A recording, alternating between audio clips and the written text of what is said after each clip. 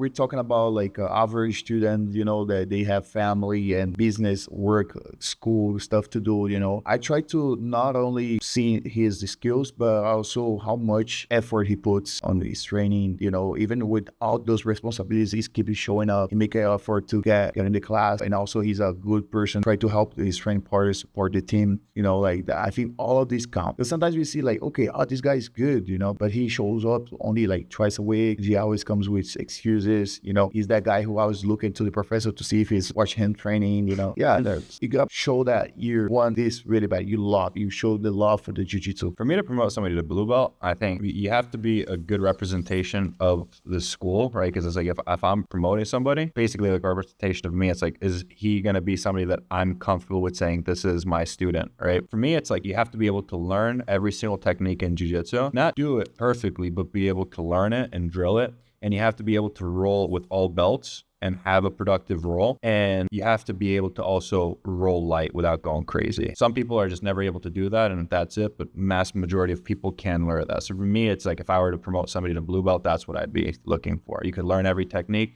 You're a good representation of me. You're not going to make me look stupid by me promoting you. Like you do dumb stuff off the mats too. Like I wouldn't promote somebody which is a knucklehead. Hell no. Screw that. It's going to make me look bad. Also be able to roll with all belts and flow roll. Touching on some of the points that Roosevelt and Dan said, I think the big one's consistency. I mean, people make jokes all the time about how people get their blue belt and quit, but consistency, getting in the gym as often as you can, like everybody's got their own life going on out of it, is one of the big things, but it's also effort and intention. When they show up, are they thinking about what they're going to eat for dinner, or are they thinking about engaging with the class and asking questions and putting that time in? You don't have to be able to do all the techniques perfectly, but if I can see that you got maybe a different detail on the armbar that I showed on Tuesday and you're able to kind of fix that by like Thursday, that's steps in the right direction, right? And touching on what Dan said, that person that you're thinking about promoting to blue belt is a representation of you. I want to be comfortable. There has to be certain trust between me and this student that we build through asking questions and learning technique, right? I get to learn how they learn a little bit. I'm taking something from them as they're taking something from me. I think that's very, very important,